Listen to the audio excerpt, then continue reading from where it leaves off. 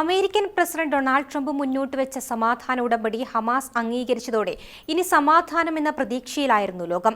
പിന്നാലെ ശക്തമായ ആക്രമണമാണ് ഗസയിൽ ഇസ്രായേൽ നടത്തിയത്. ആക്രമണത്തിൽ ചിന്നിച്ചിതറി ഗാസയുടെ പല ഭാഗങ്ങളും. എന്തിനായിരുന്നു ഇത്തരത്തിൽ ഒരു കൂട്ടക്കുരുതി? ട്രംപിന്റെ പദ്ധതിയിൽ നെതന്യാഹുവിന്റെ നിലപാടെന്താ? ഇനി സമാധാനം സാധ്യമോ? പരിശോധിക്കാം വിശദമായി. ഞാൻ അനശ്വര. പലസ്തീൻ സായുധ സംഘമായ ഹമാസ് നിരായുധീകരണത്തിന് സമ്മതം അറിയിച്ചതിനു ശേഷം ഗാസയിൽ കനത്ത ആക്രമണമാണ് ഇസ്രായേൽ നടത്തിയത്. വെള്ളിയാഴ്ച രാത്രി മധ്യ ഗാസയിലുണ്ടായ ആക്രമണത്തിൽ 2 പേർ കൊല്ലപ്പെട്ടു.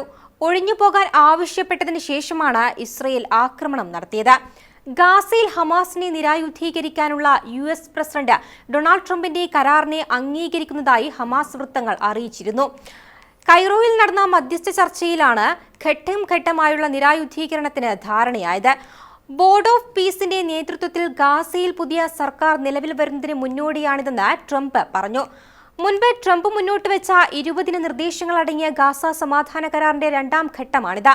എന്നാൽ ഗാസയുടെ സമ്പൂർണ്ണ നിരായുധീകരണം എന്ന തങ്ങളുടെ ആവശ്യം കരാറിൽ ഇല്ലെന്ന് പറഞ്ഞ ഇസ്രായേൽ ഇതിനെ അംഗീകരിച്ചിരുന്നില്ല. അതിനിടെ ഗാസയിൽ സമാധാനം പുനഃസ്ഥാപിക്കാനുള്ള ട്രംപിന്റെ റോഡ് മാപ്പിനെ അറബ് രാജ്യങ്ങൾ പിന്തുണച്ചു.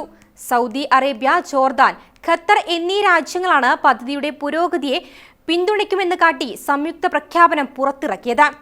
ഗസ സിറ്റിയിലും മധ്യഗസയിലെ ദെയ്റുൽ ബലാഹിലുമാണ് ആക്രമണം ഉണ്ടായത്. ദെയ്റുൽ ബലാഹിൽ നടന്ന ആക്രമണത്തിൽ ഒരു ദമ്പതികൾ കൊല്ലപ്പെടുകയും 4 പേർക്ക് പരിക്കേൽക്കുകയും ചെയ്തിരുന്നു. ഗസ സിറ്റിയിലെ പാർപ്പിട സമുച്ചയത്തിന് നേരെയുണ്ടായ ആക്രമണത്തിലാണ് കുട്ടികൾ ഉൾപ്പെടെ 2 പേർ കൊല്ലപ്പെട്ടത്. കഴിഞ്ഞ വർഷം ഈജിപ്തിന്റെ മധ്യസ്ഥതയിൽ രൂപീകരിച്ച വെടിനിർത്തൽ കരാർ നടപ്പിലാക്കുന്നതിൽ നിർണായകമായ വഴിത്തിരിവ് ഉണ്ടായതായി അമേരിക്കൻ പ്രസിഡന്റ് ഡൊണാൾഡ് ട്രംപ് അവകാശപ്പെട്ടതിന് തൊട്ട് പിന്നാലെയാണ് ഗസയിൽ ഇസ്രായേൽ ആക്രമണം ഉണ്ടായത്. അമേരിക്ക മുന്നോട്ട് വെച്ച പുതിയ സമാധാന പദ്ധതിയെക്കുറിച്ച് ഇസ്രായേൽ പ്രധാനമന്ത്രി ബെഞ്ചമിൻ നെതന്യാഹു ഇതുവരെയും പരസ്യമായി പ്രതികരണങ്ങൾ നടത്തിയിട്ടില്ല. എന്നാൽ ഇസ്രായേൽ ദേശീയ സുരക്ഷാ മന്ത്രി ഈ നിർദ്ദേശത്തെ പൂർണ്ണമായും തള്ളിക്കളഞ്ഞു. ഇത്തരം കരാറുകൾക്ക് പിന്നാലെ പോകുന്നതിനേക്കാൾ ഹമാസ് നേതാക്കളെ വധിക്കുന്നത് ഇസ്രായേൽ തുടരണമെന്നാണ് അദ്ദേഹത്തിന്റെ അഭിപ്രായം.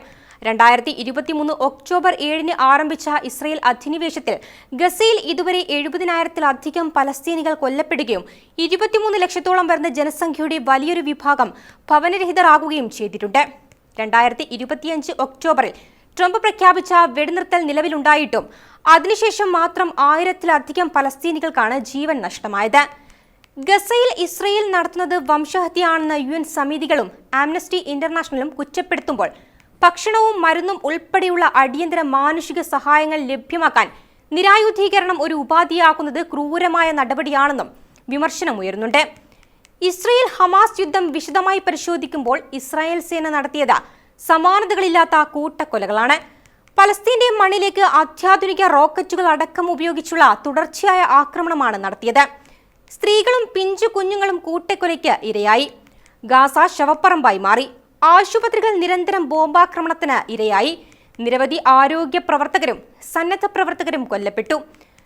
ശക്തമായ ഉപരോധം ഗാസയെ പട്ടിണിയിലേക്ക് തള്ളിവിട്ടു. കൈക്കുഞ്ഞുങ്ങൾ ഉൾപ്പെടെ പട്ടിണി മൂലം മരിച്ചു വീണു. ഗാസ പട്ടിണിയുടെ വക്കിലാണെന്ന UN റിപ്പോർട്ട് ലോകത്തെയും ഞെട്ടിച്ചു. ഗാസയിലേക്ക് കുടിവെള്ളം എത്തിക്കാനുള്ള ശ്രമങ്ങൾ പോലും പരാജയപ്പെട്ടു. ഇസ്രായേൽ ക്രൂരത പുറം ലോകത്ത് എത്തിച്ച മാധ്യമ പ്രവർത്തകരെ തെരഞ്ഞുപിടിച്ച് കൊന്നടുക്കി. ഹമാസിനെയും ഇസ്രായേലിനെയും പിന്തുണയ്ക്കുന്നു എന്ന് ആരോപിച്ച് ആക്രമണം ഹിസ്ബുള്ളയ്ക്ക് നേരെയും ഹൂതികൾക്ക് എതിരെയും വ്യാപിപ്പിച്ചിട്ടുണ്ട്. ഇറാനിലെ അതിസുരക്ഷാ മേഖലയിൽ വെച്ച് ഹമാസ് മേധാവി ഇസ്മയിൽ ഹനിയെയും ലബനനിൽ വെച്ച് ഹിസ്ബുള്ള മേധാവിയെയും കൊലപ്പെടുത്തി. പക്ഷേ ഇറാന്റെ തിരിച്ചടി ഇസ്രായേലിനെ ഞെട്ടിച്ചു. ഇസ്രായേലിന്റെ അയൺ ഡോമുകളെ ഭേദിച്ച് തെൽ അവീവിലടക്കം 100 കണക്കിന് റോക്കറ്റുകൾ വന്ന് പതിച്ചു. പിന്നെ അമേരിക്ക ഇടപെട്ട് യുദ്ധം അവസാനിപ്പിച്ചു. ഹമാസിനെ സഹായിക്കുന്നു എന്ന് ആരോപിച്ച് ഖത്തറിലേക്കും ഇസ്രായേൽ റോക്കറ്റുകൾ പതിച്ചു. ഇതോടെ യുദ്ധത്തിന് പുതിയ മാനങ്ങൾ കൈവന്നു. അറബ് രാജ്യങ്ങൾ ഒറ്റക്കെട്ടായി പ്രതിഷേധവുമായി രംഗത്തെത്തി. അമേരിക്കയ്ക്ക് ഇസ്രായേലിനെ ഇക്കാര്യത്തിലെങ്കിലും തിരുത്തേണ്ടി വന്നു. ദ്വിരാഷ്ട്ര പരിഹാരമെന്ന ആവശ്യം ലോകം മുഴുവൻ മുഴങ്ങി. ഗാസയ്ക്ക് വേണ്ടി ലോകത്തിന്റെ വിവിധ കോണുകളിൽ ജനങ്ങൾ തെരുവിലിറങ്ങി. UN-ൽ പ്രതിനിധികൾ ഇസ്രായേൽ പ്രധാനമന്ത്രി ബെഞ്ചമിൻ നെതന്യാഹുവിനെ കൂക്കി വിളിച്ചത് ലോകം കണ്ടു. പട്ടിണി മരണത്തിലേക്ക് തള്ളിയിട്ട ഗാസയിലെ ഇസ്രായേൽ ഉപരോധം മറികടന്ന് ഫ്രീ പലസ്തീൻ മുദ്രാവാക്യം വിളികളുമായി ഗാസ തുറമുഖം ലക്ഷ്യമാക്കി ഗ്ലോബൽ സ്മൂത്ത് ഫ്ലോട്ടില്ല കപ്പൽ വ്യൂഹം യാത്ര തിരിച്ചു. അത് തീരം അണയുന്നതും കാത്ത് ഗാസ തുറമുഖത്തിന്റെ വിദൂരതയിലേക്ക് ഒട്ടിയ വയറുമായി നോക്കിയിരിക്കുന്ന പലസ്തീൻ കുട്ടികൾ ഹൃദയമുള്ളവരുടെ എല്ലാം കണ്ണ് നനയിച്ചു. ഭക്ഷണവും മരുന്നും നിഷേധിച്ച ഇസ്രയേൽ ക്രൂരതയുടെ ഇരകളായി അവർ ഇപ്പോഴും അവിടെ കാത്തിരിക്കുകയാണ്.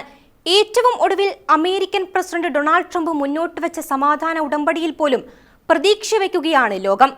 മെയ് മാസത്തിൽ നടന്ന സർവേ പ്രകാരം 82% ഇസ്രയേലി ജൂതന്മാരും ഗാസയിൽ നിന്നും പലസ്തീനികളെ ബലമായി പുറത്താക്കുന്നതിനെ പിന്തുണച്ചു.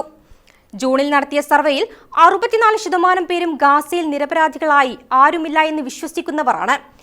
വെസ്റ്റ് ബാങ്കിലെ അനധികൃത കുടിയേറ്റങ്ങൾക്കും സമാനമായി ഗാസയിലും ജൂത കുടിയേറ്റങ്ങൾ സ്ഥാപിക്കണമെന്ന് ഇസ്രയേലി ഭരണകൂടത്തിലെ തീവ്ര വലതുപക്ഷ മന്ത്രിമാർ പരസ്യമായി ആവശ്യപ്പെടുന്നുണ്ട്. അതുകൊണ്ട് തന്നെ ഗാസയിൽ നിന്നുള്ള സൈനിക പിന്മാറ്റവും പുനർനിർമ്മാണവും ഇസ്രയേലിൽ രാഷ്ട്രീയമായി കനത്ത തിരിച്ചടിയായി മാറും.